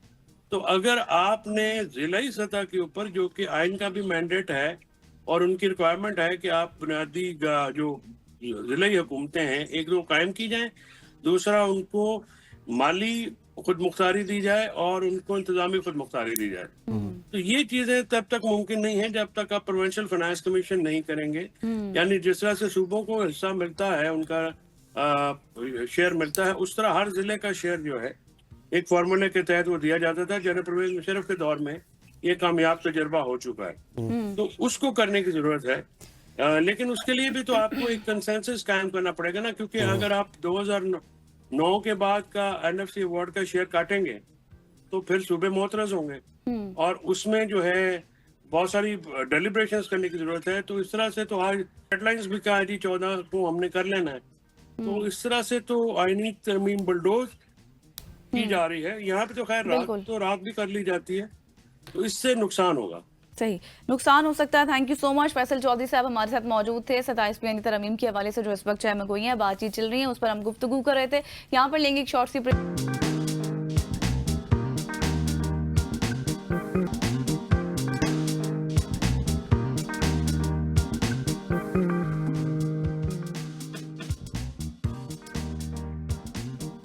Welcome back after the break. और मुल्की सियासत के बाद आपको सब जानते हैं कि हम बात करते हैं क्रिकेट के ऊपर। तो पाकिस्तान और जनूबी अफ्रीका के दरमियान एक रोजा क्रिकेट सीरीज का दूसरा मैच आज खेला जाएगा और पाकिस्तान को सीरीज में 1-0 से बढ़तरी हासिल है। और पाकिस्तान ने इकबाल स्टेडियम में 13 वनडे इंटरनेशनल्स खेले हैं, जिनमें से 10 जीते हैं और 3 हारे हैं। जनूबी अफ्रीका की बात की जाए तो जनूबी अफ्रीका की टीम ने यहाँ 6 वनडे इंटरनेशनल्स खेले हैं, जिनमें से 2 जीते हैं और 4 में उन्हें शिकस्त हुई है। और आज हम इन्हीं तमाम तर सूरत हाल पर बात करेंगे कि पाकिस्तान की नेक्स्ट हिकमत अमली क्या होगी दूसरे मैच में और किस पलड़ा भारी होगा। बिल्कुल ऐसी हमारे साथ जोहेब अहमद साहब मौजूद हैं। इन्होंने अच्छे खासे लेवल पे क्रिकेट भी खेली है, इस्लामाबाद के कप्तान भी रहे, लेकिन साथ में एक मारूफ होस्ट भी रहे। जोहेब भाई, thank you so much for joining us sir. सबसे पहले तो आपको खुशामदीद कहते हैं आफ्टर वेरी लॉन्ग टाइम। आपको हमें देखना भी नसीब हुआ सुबह सुबह के वक्त। ये बताइएगा जोहेब भाई कि पाकिस्तान इस वक्त साउथ अफ्रीका के साथ पंजा आजमाई तो जरूर कर रहा है, लेकिन साउथ अफ्रीका की कोई फुल स्ट्रेंथ टीम नहीं है। इस टीम के खिलाफ हमें उस तरह से खेलना चाहिए था, क्योंकि हम फुल स्ट्रेंथ टीम है कि इनको अगली दफ़ा अपनी इस तरह की टीम भेजने में 1000 दफ़ा सोचते, लेकिन अनफॉर्चुनेटली मुकाबले आखिरी ओवर्स में ख़त्म हो रहे हैं। इसकी क्या वजह देखते हैं? कैपेबिलिटी नहीं है, इंटेंशंस नहीं है, इंटेंट नहीं है, किस चीज़ की कमी है? अस्सलाम वालेकुम आप दोनों को और पूरे पाकिस्तान को शुक्रिया मुझे शो पे बुलाने का। जहां तक बात रही क्रिकेट की, तो क्रिकेट एक ऐसा टॉपिक है पूरा पाकिस्तान उस पर बात करना चाहता है, और स्पेशली जब साउथ अफ्रीका की टीम पाकिस्तान आई हो और वो भी after a long time Faisalabad में इंटरनेशनल क्रिकेट का कमबैक हो, तो उसे कहते हैं 4 चांद लग जाते हैं। बाबर आजम का कमबैक है, पाकिस्तान पहला मैच जीता हुआ है। जिस तरह आपने स्नैन जिक्र किया कि फुल बेंच स्ट्रेंथ नहीं है साउथ अफ्रीका की यहाँ पर, तो मैं आई एब्सोल्युटली एग्री कि यार कुछ टॉप प्लेयर्स मिसिंग हैं। पाकिस्तान अपनी पूरी स्ट्रेंथ से जा रहा है, but this is a golden opportunity for Pakistan cricket team कि ना सिर्फ पहला मैच जीतें बल्कि पूरी सीरीज को क्लीन स्वीप करें, because it matters a lot. आपको यहाँ से वो मोमेंटम गेन करना है। डजंट मैटर आप जिम्बाब्वे के अगेंस्ट खेलें, इंडिया, इंग्लैंड या साउथ अफ्रीका की बी टीम कह लें या लेस पावर्ड टीम कह लें कि 2-3 सुपरस्टार्स उनके मिसिंग हैं। Great opportunity for a new captain Shaheen Shah Afridi, जिन्होंने फतह से अपने कप्तानी के सिलसिले का आगाज किया। हमारी तमाम तार नेक तमन्नाएं भी उनके लिए, और मुझे उम्मीद है कि आने वाले मैच में पाकिस्तान पहले मैच से भी बेहतर एंड कमांडिंग परफॉर्मेंसेस दिखाएगा। लग भी यही रहा है। अच्छा जोहेब, आपको क्या लगता है आज के मैच में किस तरह की तब्दीलियां हो सकती हैं? क्या प्रेडिक्शन है आपकी? टू बी ऑनेस्ट, जब आप क्योंकि मैंने कप्तानी की डोमेस्टिक क्रिकेट में फॉर अबाउट 10-12 ईयर्स, तो मुझे उसकी परफॉर्मेंसेस की बेसिस पे अगर मैं एनालिसिस करूं तो विनिंग टीम का कॉम्बिनेशन चेंज करना कभी भी आसान नहीं होता। There is only one reason to change anything in playing 11, वो होती है विकेट अगर चेंज होती है तो कंडीशंस के हिसाब से, या आप एक फास्ट बॉलर ऐड करते हैं, स्पिनर ऐड करते हैं, इस तरह की एक आधी कोई चेंज होती है। क्योंकि अभी विकेट का हमें इतना अंदाजा नहीं, तो मुझे ऐसे लगता है कि आप पहले विनिंग कॉम्बिनेशन के साथ जाएंगे, क्योंकि स्पेशली आपने चेस किया अंडर अ टफ कंडीशंस। ठीक है, लास्ट में थोड़ा सा हम फंस गए, पाकिस्तान टीम की आदत है, हम इतने आराम से मैच जीतते भी नहीं है। उसको देखते हुए मुझे लगता है सेम प्लेइंग 11 जाएगी। ठीक हो गया। अच्छा जोहेब साहब, क्योंकि आप हमारे साथ मौजूद हैं तो आपकी मौजूदगी में हम थोड़ा सा टेक्निकल बातें भी कर सकते हैं। अब लेट्स सपोज अगर हम साउथ अफ्रीका के साथ या किसी भी और टीम के साथ खेलते हैं, न्यूजीलैंड की यहाँ पे सी टीम आई थी, उनके साथ खेलते हैं, तो सर जब हम किसी बड़े मुकाबले में जाते हैं तो आपको ए टीम के साथ मुकाबला करना पड़ता है या फिर फुल स्ट्रेंथ टीम के साथ मुकाबला करना पड़ता है। मसल मेमोरी नहीं बन पा रही होती हमारे लोगों की। हम यहाँ पे तो अच्छा परफॉर्म करते हैं, लेकिन हमारे प्लेयर्स वहां पे जाके अच्छा परफॉर्म नहीं करते। उस मसल मेमोरी का क्या करना है सर? आई एब्सोल्युटली एग्री। आपने जो बात की ना टेक्निकल एनालिसिस के लिए आपके साथ 3-4 टेक्निकल एक्सपर्ट्स होते हैं पाकिस्तान क्रिकेट टीम के साथ, और अगर आप उनकी परफॉर्मेंसेस के एनालिसिस करें बिफोर द प्लेयर्स, तो मेरे ख्याल से ज्यादा इंपॉर्टेंट होगा कि उनकी हायरिंग कैसे हुई है और वो उसके बाद पाकिस्तान टीम के साथ काम कैसे करते हैं। फर्क क्यों आता है ए बी सी टीम और टॉप नॉच टीम के साथ? तो आपने देख लिया जब कॉर्बन बॉश ने पहला स्पेल किया और बाबर आजम भी पेस से लेट हुए, आपको मेरे ख्याल 3 ओवरों में उसने 3-4 रन देके 2-3 खिलाड़ी भी आउट किए। तो जब 140 से ऊपर का बॉलर जब भी जिस सिचुएशन में भी जिस कंडीशंस में भी पाकिस्तान के अगेंस्ट आता है, और वो अगर बैक ऑफ लेंथ आपको चेस्ट पे, शोल्डर पे या हेड हाई बाउंसर्स को टेस्ट करता है तो हमारी बैटिंग एक्सपोज होती है। और ये कोई पहला दिन नहीं है, हमारे पाकिस्तान की हिस्ट्री अगर आप 20 साल से देख लें, शॉर्ट पिच बॉल्स पर अग्रेसिव बॉलिंग के अगेंस्ट हम हमेशा से स्ट्रगल करते आ रहे हैं। आपका पॉइंट बिल्कुल वैलिड है कि अगर आप इन टीमों के अगेंस्ट परफॉर्म करते हुए वर्ल्ड कप जीतने की कोशिश करेंगे, so there is a massive gap जिसको आप यहां से पूरा नहीं कर सकते। उसके लिए आपको जो आपकी बेस है वो स्ट्रांग होनी चाहिए, आपके कंपेटिटिव मैचेस होने चाहिए और वन साइडेड तगड़े मैच अगेंस्ट बड़ी टीमों के जीतने की आदत डालेंगे, विनिंग हैबिट बनेगी, मसल मेमोरी बनेगी एंड देन आपके लिए बड़े मैचेस का प्रेशर कई हद तक कम हो जाएगा। सही। अच्छा, साथ ही साथ अब कुछ खिलाड़ियों की भी बात कर लेते हैं ज़ोएब। हम हसन नवाज की सबसे पहले उनको डिस्कस करते हैं। वो अच्छा परफॉर्म नहीं कर रहे, क्या वजह नजर आती है, क्या लूप होल्स हैं? हसन देखें, there is no doubt on the talent but the pathway always a question mark. आप जब इंटरनेशनल क्रिकेट में जाते हैं, आप या तो आप मोहम्मद आमिर हैं, या तो आप वसीम अकरम हैं, या तो मैं कहूंगा कि शुरू वाले दिन के उमर अकमल हैं, या विराट कोहली हैं कि एक्स्ट्रा ऑर्डिनरी हैं आप कि आप आए और आप इंटरनेशनल क्रिकेट में छा गए। लेकिन ऐसा होता नहीं। उसकी एग्जांपल में दूंगा स्टीव वॉ की, उसकी एग्जांपल में दूंगा हाशिम आमला की, one of the greats of the game, international cricket में आए, बुरी तरह एक्सपोज हुए, they have to go back to their basics. उन्होंने डोमेस्टिक क्रिकेट में अपने पे काम किया और उसके बाद वहां से अपनी वीकनेसेस को इंप्रूव करके दोबारा इंटरनेशनल में आके आप परफॉर्म करते हैं। Same is the case with Hasan Nawaz. Talent पे कोई क्वेश्चन मार्क नहीं है बट इट्स ऑल अबाउट आप उसको बहुत जल्दी एक्सपोज कर रहे हैं अगेंस्ट टॉप नॉच टीम्स। और वो जो फाइन गैप है between good, great and the greatest या डोमेस्टिक और इंटरनेशनल क्रिकेट का, उसको कवर अप करने के लिए बीच की प्रिपरेशंस नहीं है उसके पास। जहां पे वो एक्सपोज हो रहा है, मुझे लगता है उसको थोड़ा टाइम देना चाहिए। टैलेंट है, आप उसको ग्रूम करें, 2 साल 3 साल मेच्योर करें उसको। 15-20 स्टैंड फर्स्ट क्लास क्रिकेट में जब 100 होंगे ना, उसको पता लगेगा वो कैसे डोमेस्टिक क्रिकेट में परफॉर्म करके आया है, तो इंटरनेशनल में एग्जीक्यूशन इजी हो जाएगी कंपैरेटिवली। अच्छा, ये नंबर्स पे भी कोई फर्क पड़ता है? मैं हसन नवाज पे ही रहना चाहता हूं क्योंकि चौथे नंबर पे वो अच्छा परफॉर्म कर रहे थे कोयटा के लिए, फिर पाकिस्तान के लिए भी अच्छा परफॉर्म किया, लेकिन अनफॉर्चुनेटली हमने देखा कि वहां पे सलमान अली आगा को खुद आके खेलना होता है। अब वो छठे नंबर पे बिल्कुल परफॉर्म नहीं करे, तो नंबर्स की कोई होती है? क्योंकि आपने तो प्रैक्टिकली गेम खेली भी है। यार on a very lighter note, 2 दिन पहले एग्जैक्टली यही क्वेश्चन मुझसे एक दोस्त ने किया और मैंने उससे कहा कि थोड़े दिनों बाद आपको बयान मिलेगा हसन नवाज का कि मैं एक टेल एंडर हूं, मैं तो बैट्समैन नहीं। वो इफ्तिखार चचा वाली बात याद आ जाती है कि जब आपका नंबर डिस्टर्ब होता है तो you play for your national team. आप चाहते हो कि मैं खेलूं, प्लेइंग 11 में रहूं, परफॉर्मेंसेस करूं, पर 3-4 अगर इस तरह के सेटबैक्स आएंगे, अल्टीमेटली यू स्टार्ट रियलाइजिंग कि यार मैं तो नंबर 2-3 का प्लेयर हूं। अभी हारिस विकेट कीपर आप ड्रॉप हुआ, वो भी जाते जाते गिला करके गया कि यार मुझे मेरे नंबर पर चांस नहीं दिया जा रहा। तो number matters a lot, there is no doubt. But हाँ, छोटे फॉर्मेट में, स्पेशली छोटे वनडे में नहीं मैं बोलूंगा, स्पेशली छोटे फॉर्मेट में आप हजम कर लेते हो कि यार आपके पास आखिरी 5 से 6 ओवर्स हैं, 30 बॉलें हैं, 30 में से 15 से 18 मैं खेलूंगा, 15-18 में मैंने 25 से 30 करना है। आपका स्ट्राइक रेट वाला कोटा भी पूरा होता है और आप फिनिशिंग भी अच्छी करते हैं। वनडे में जिस तरीके से वो आउट हो रहा है, क्योंकि आपको कोई ऐसा पैनिक बटन नहीं ऑन, रन बॉल चाहिए, सिंगल करना है, मनूवरिंग करनी है, वहां पे मुझे लगता है थोड़ी सी लैक ऑफ मैच्योरिटी है and that comes with your experience in domestic cricket. वहां पे जब आप टाइम स्पेंड करेंगे, वहां पे मैच विनिंग इनिंग्स रिपीटेडली खेलेंगे, 1-2 पीएसएल के सीजन नहीं, 3-4 सीजन्स खेलेंगे, आई थिंक आने वाले टाइम में हसन नवाज एक और बेहतर प्लेयर हो सकता है। लेकिन इसके साथ साइम की अगर उसको भी डिस्कस करें तो उन पर भी काफी प्रेशर नजर आ रहा है परफॉर्मेंस का। नहीं, मजूब तो गोल्डन बॉय है पाकिस्तान क्रिकेट का। मैं अगर हिस्ट्री के पन्नों को उठा के देखूं तो शायद पिछले 30-40 साल में किसी भी इंटरनेशनल क्रिकेटर को इतने रिपीटेडली चांसेस नहीं मिले। आई थिंक यहाँ पे क्रेडिट आपको यहाँ पे मैनेजमेंट को भी देना पड़ेगा, लुकिंग इनटू कि अभी करंटली वो फॉर्म में वापस आ गए, तो आप कह सकते हैं कि 20-22 इनिंग्स उन्होंने उसको बर्दाश्त किया। जब आपको इतना ज्यादा टाइम मिले, मैंने पहले भी रिपीटेडली इस टाइम पे बात की कि टैलेंट की कोई कमी नहीं है, इट्स ऑल अबाउट जब आप विकेट पर जाकर स्टांस लेते हैं तो सिर्फ डीप स्क्वेयर लेग या नो लुक शॉट नहीं होता। क्रिकेट में 360 डिग्री प्लेयर्स ही सक्सेसफुल होते हैं, अपना नाम बनाते हैं, और एक कंसिस्टेंट परफॉर्मर होना बड़ा इंपॉर्टेंट है। रादर देन 2-3 रील्स की बेसिस पे आप इंटरनेशनल क्रिकेट में अपने आप को मनवाना चाहें, मुश्किल हो जाएगा। करंट परफॉर्मेंसेस करें, रिसेंट करें और अपने उसमें बबल में रहेंगे। यार ठीक है, मैं 125-30 के स्ट्राइक रेट पे आपको 70-80 कंसिस्टेंट करके दूं, रादर देन कि मैं 2-3 नो लुक शॉट्स मारूं उसके बाद कहूं कि यार मेरे बगैर तो टीम बनती नहीं। हाँ। बिल्कुल ऐसी। अच्छा सर, थोड़ा सा अब किंग के बारे में बात कर लेते हैं। वो क्या कहते होते कि हमारा अपना एक किंग है ना, वो गेम ऑफ थ्रोन्स मुझे याद आ जाता है, king in the north is Babar Azam, और हम अपने किंग को सेलिब्रेट भी करते हैं, लेकिन king is not performing well in ODI cricket, क्योंकि तकरीबन 2 साल हो गए, पूरा पाकिस्तान ये इंतजार कर रहे हैं कि कब ये सईद अनवर के रिकॉर्ड को बराबर करेंगे। अभी तक बराबर भी नहीं कर सके। बाबर आजम कहाँ पे गलतियां कर रहे हैं सर?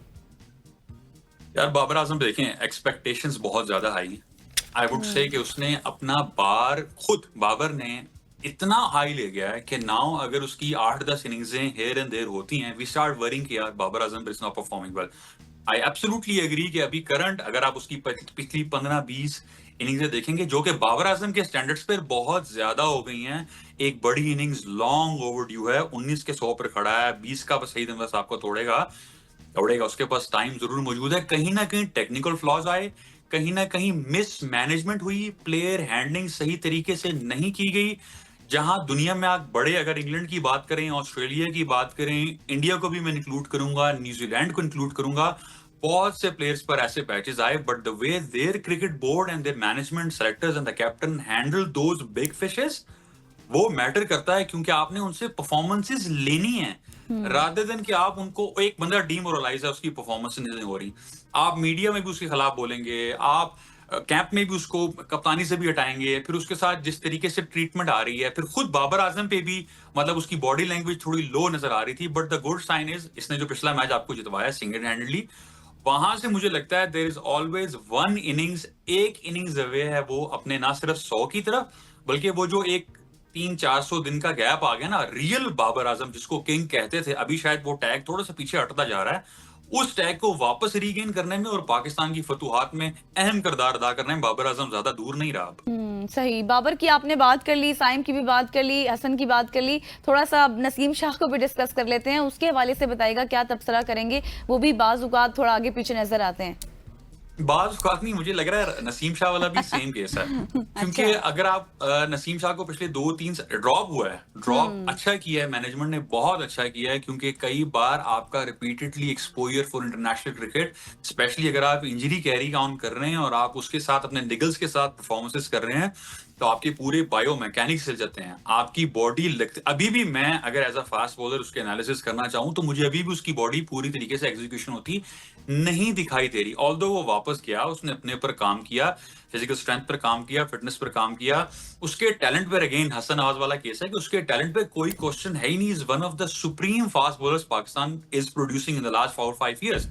बट बात होती है execution at when it matters the most। यही केस हारिस रऊफ का भी है। हारिस रऊफ को भी रेस्ट इसी वजह से मिला गया, ड्रॉप किया गया टीम से, कि जब एग्जीक्यूट करना है, स्पेशली इन द, जिसने हसनैन ने आगे बात की थी कि पाकिस्तान बड़े मैचेस में जाकर, आईसीसी क्वालिफायर्स में जाकर, नॉकआउट्स में जाकर परफॉर्मेंसेस नहीं कर पा रहा, हार जाते हैं, तो कौन हरवाता है? आपके बॉलर्स में मोस्टली शाहीन शाह अफरीदी, हारिस रऊफ, नसीम शाह, ये 3 का सेट आपका पिछले 2 साल से खेल रहा है। आप टाइटल के करीब, से कहते हैं मुंह को हाथ में आया मुंह को ना गया, तो वो वाला हिसाब है कि इतना करीब आकर वापस आ रहे हैं, बिकॉज अंडर द प्रेशर कहीं ना कहीं लैक हो रहा था। I am sure, I am pretty confident कि नसीम शाह जब इंजरी से रिकवरी की, परफॉर्मेंस की वजह से बाहर गया, ये कमबैक उसका ऐसा कमबैक होगा कि यहाँ से वो 8-10 साल सर्व करे पाकिस्तान को, और कंसिस्टेंटली करे, क्योंकि उसके पास जो टैलेंट और गॉड गिफ्टेड टैलेंट है, it's a matter of having banking him up, और एक अच्छा कप्तान जो उसको अच्छे तरीके से यूटिलाइज करे, ये भी मैटर अ लॉट। बिल्कुल ऐसी। अच्छा, मैं थोड़ा सा शाहीन और नसीम दोनों के हवाले से बात करना चाहूंगा। अब नसीम की बात चली है, तो ज़ोही पे बाज़-औक़ात आपको ऐसा नहीं लगता इनको देख के कि एट टाइम्स ये ज्यादा एम्बिशियस होने की कोशिश करते हैं? आप अगर कगीसो रबादा को देख लें, वो ओडीआई क्रिकेट में उसी लेंथ पे बॉलिंग करते हैं जिस लेंथ पे, स्पेशली शुरू के 4-5 ओवर्स, जिस लेंथ पे वो टेस्ट क्रिकेट में बॉलिंग करते हैं। हमारे बॉलर्स कुछ एक्स्ट्रा करने की कोशिश में मेरे ख्याल रन्स भी खाते हैं और विकेट्स भी नहीं मिलते। It's all about staying in your limits. अगर आप मिचेल स्टार्क से बड़ा फास्ट बॉलर तो पिछले 8-10 साल में किसी तीनों फॉर्मेट में आपको बहुत कम दिखाई देगा। शायद आप बुमराह का नाम लेंगे या कोई एक आधा नाम और, लेकिन आपने जिस तरह शाहीन का जिक्र किया, Shaheen is one of the greatest, आपका कैप्टन है, अभी करंट एरा में बहुत अच्छी परफॉर्मेंसेस कर रहा है। सिंस हिज डेब्यू उसकी और मिचेल स्टार्क की 375 विकेट्स ईच चल रहे हैं, तो दोनों के स्टैट्स अगर आप देखें तो बुरे नहीं है। लेकिन मैं फिर कहता हूं कि शाहीन शाह अफरीदी के पास जो टैलेंट है वो जस्टिफाई नहीं कर पा रहा, because of what you said, कि अगर वो ज्यादा एम्बिशियस ना हो, controlled aggression, there is a fine line between aggression and controlled aggression. हम एग्रेसिव हो जाते हैं just for the sake of कि भाई मैं बहुत चढ़ कर आ रहा हूँ, हम क्रिकेट में कहते हैं चढ़ के आ, खुल के आ, खेल। लेकिन जब आपने कंट्रोल के साथ करना है ना, with your right mindset and plan करना है कि इस बैट्समैन को मैंने एग्रेशन दिखाना है, लेकिन एक प्लान के साथ, तो यकीनन इसकी परफॉर्मेंसेस पहले से ज्यादा हो जाएंगी। चलें, सही। Thank you so much Zuhaib Ahmed, आप हमारे साथ मौजूद थे और क्रिकेट जो चल रही है उस पर तबसरा कर रहे थे। Once again thanks for being with us. आज की हिकमत अमली क्या होती है पाकिस्तान की, उसको कल डिस्कस करेंगे। यहाँ पर लेंगे एक शॉर्ट सी ब्रेक, वापस आएंगे। स्टे विद अस।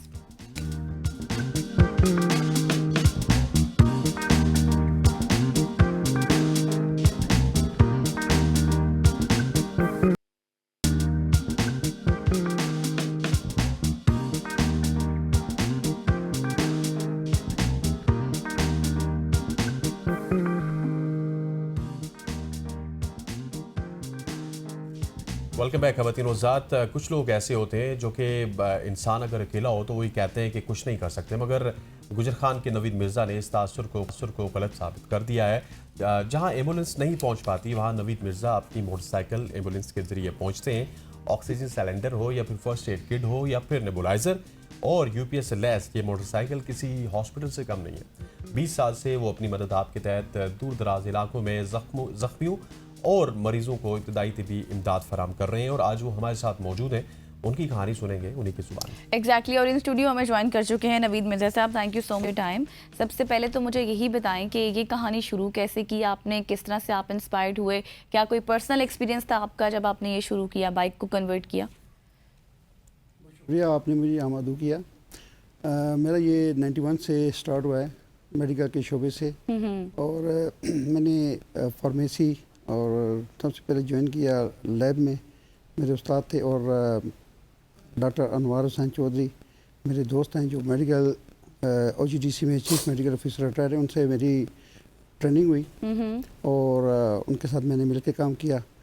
फिर मैं देखा करता था 91, 92 में इस तरह के सैलाब ज़लज़ले आते रहे, तो मैं कैंपिंग देखता था मुतअस्सिरीन की ये लोग करते थे, तो मुझे बड़ा शौक़ होता था कि मैं भी जाके मदद करूं। अच्छा। फिर मैं इसमें इन्वॉल्व हो गया। फिर मैंने अपनी ये कोर्स वगैरह किए, मेडिकल में आ गया। तो अल्हम्दुलिल्लाह मैंने फिर सबसे पहले 2005 में मैंने अर्थक्वेक कश्मीर में मुज़फ़्फ़राबाद में आया, तो वहाँ काफ़ी सारे लोगों को मैंने इंजर्ड देखा, ज़ख्मी थे। तो ये मेरे पास अपना इस शोबे की अच्छी ट्रेनिंग थी और इन्वॉल्व था। तो मैंने फिर अपना कैरी डब्बा उसको मैंने कन्वर्ट किया एम्बुलेंस में। उसके में अंदर इक्विपमेंट वगैरह रखे ये सारे, जिसमें ECG हो जाती है, जिसमें ऑक्सीजन सिलेंडर हो जाता है, फर्स्ट एड की सारी चीज़ें जो बुनियादी होती हैं। तो ये सबसे बुनियादी चीज़ ये होता है कि बाकी जहाँ खाइयों पे लोग नीचे चले जाते हैं, डिमोलिश हुए हैं, रॉक्स आई हैं या पहाड़ियों के ऊपर जो इंजर्ड हुए हैं, तो वहाँ तक पहुँचना बड़ा मुश्किल होता था। तो मैंने सबसे पहले एम्बुलेंस तैयार की कैरी डब्बे को, उसमें सारी इक्विपमेंट वगैरह रखी, तो वहाँ मैं चला गया। 2 महीने मैंने वहाँ काम किया। वहाँ मैंने लोगों को जो ज़्यादा जो बीच में रॉक्स वगैरह में, ब्लॉक्स वगैरह में दब चुके थे, उनके पाँव वगैरह 2-2 दिन 3-3 दिन फंसे रहे, उनकी डीप इन्फेक्शन होगी, वहाँ उनके कीड़े वगैरह पड़ गए और काफ़ी सारा। फिर उसके बाद मैंने उनको वहाँ फर्स्ट एड दी। वहाँ से जो देखे कई ऐसे बंदे जिनके हाथ कट गए, आधे शॉर्ट्स, उनको ब्लीडिंग हो रही थी, उनका HP काफ़ी नीचे आ गया था। तो इस तरह की मैंने उनको बेसिक फर्स्ट एड दी।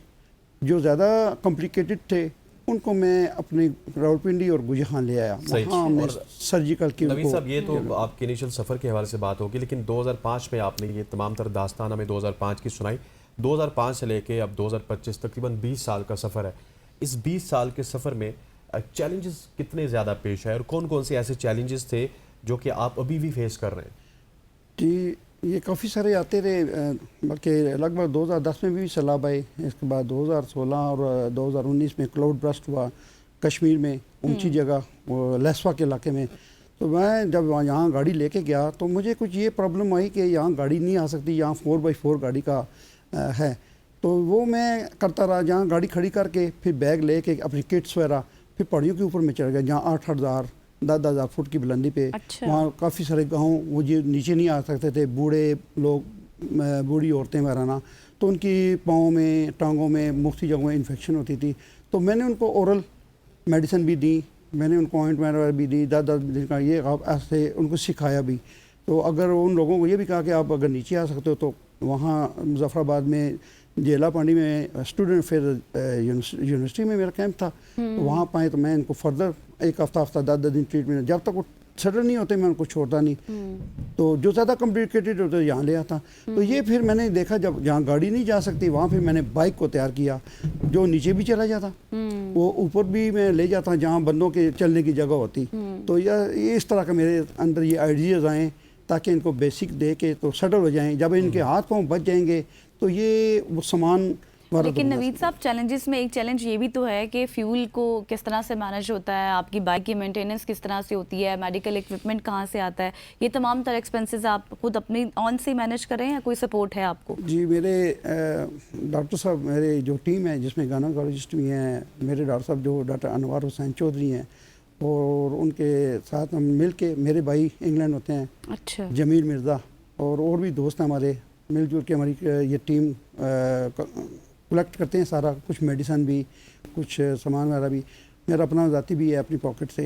अच्छा। तो ये प्रॉब्लम होती हैं कि मैं ज़्यादा से ज़्यादा काम कर सकूँ, तो गाड़ी में मैं 300-400 पेशेंट की मेडिसिन लेके जा सकता हूँ। अच्छा। और गाड़ी जहाँ मुश्किल आती हैं, पत्थर वगैरह ऑफ रोड होती हैं, वो मुश्किल आती है, लेकिन वहाँ मैंने बाइक तैयार किया है, गाड़ी भी लेके जाता हूँ, साथ बाइक भी लेके जाता हूँ। अच्छा। फिर मुझे जहाँ ऊपर जाना पड़े तो वहाँ से नीचे से पैरामेडिकल स्टाफ भी मेरे साथ जाते हैं। अच्छा। तो हम ये काम करते हैं जिसमें गायनेकोलॉजिस्ट भी हैं, मेडिकल स्पेशलिस्ट भी हैं। और ये सारे फाइनेंसेस कहाँ से मैनेज करते हैं? जी, ये जितने मेरे भी भाई भी आपके गायनेकोलॉजिस्ट हैं या फिर आपके पास हार्ट के डॉक्टर भी होंगे और बहुत से वो लोग रफ़ाई काम करते हैं। वो जो वन डे हमारा कैंपिंग होती है ना, ये डिसास्टर बाद आते हैं ज़िला सलाब, वहाँ तो मैं दूर तक तो ये डॉक्टर नहीं जा सकते ना, ऊपर ऊंची पहाड़ियों में, फिर मैं उन पेशेंट को नीचे ले आता हूँ, एड्रेस वगैरह दे देता हूँ, हमारे हॉस्पिटल में आ जाते हैं। और फेज़ 2 में हमारे डॉक्टर का क्लिनिक है, और वहाँ सर्जिकल की भी हम उनको फेवर करते हैं बेशुमार। इक्विपमेंट में हमारे पास ECG इस बाइक के ऊपर UPS का एक फार्मूला निकाला, और उसमें ultrasound, UPS, nebulizing, suction machine, CPR करनी हो या इस तरह की फर्स्ट एड रोड साइड देनी हो, मुख्तलिफ चीज़ें डिसास्टर में अलग। तो रोड साइड जो एक्सीडेंट होते हैं ना, उनके लिए हमने एक अलग सिस्टम रखा है।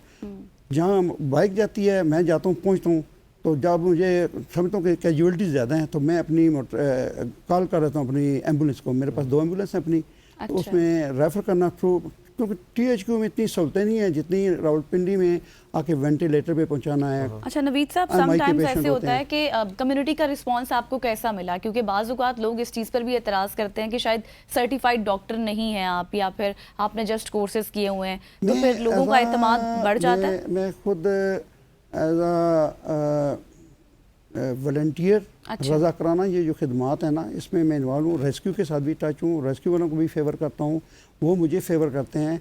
तो इस चीज़ों में ये बेसिक जो फर्स्ट एड हमने सीखी हैं अपने डॉक्टर साहब से अपने, तो मैंने खुद भी होम्यो 98 में किया हुआ है, उसमें भी प्रैक्टिस करता हूँ मैं। और ये जो मैं अपने पैरामेडिकल स्टाफ डॉक्टर साहब के साथ मेरी जो प्रैक्टिस है 10 से 12 साल की, तो ये हमने ये सीखे हैं, और उन्होंने मुझे ये फर्स्ट एड की चीज़ें ये बुनियादी सिखा, तो ये मैं इनको लास्टली मुझे सिर्फ ये बताइएगा कि बहुत सारी ऐसी मुश्किल जगह होती है जहाँ पे आपने जाके किसी खातून को रेस्क्यू करना है, तो इस हवाले से क्या कोई आप ट्रेनिंग कर रहे हैं कि अपनी टीम में किसी खातून बाइकर को शामिल किया जाए ताकि वो भी वहाँ पे जाके तो इजीली अपना काम कर सके? मैं एक कम्युनिटी को मैंने एक शामिल करा है जिसमें लाहौर, कराची, गुजरांवाला के बाइकर्स हैं, फीमेल बाइकर्स हैं, लाहौर में पार्क एडवेंचर क्लब है, इधर से रॉयल राइडर्स हैं पिंडी में, इनकी भी खवातीन हैं, और TRC क्लब है। अच्छा। एक बाइक एंड बाइकर्स हैं, इनको भी मैंने साथ शामिल किया हुआ है, और फीमेल को कि आप बेसिक अभी सीखें कुछ।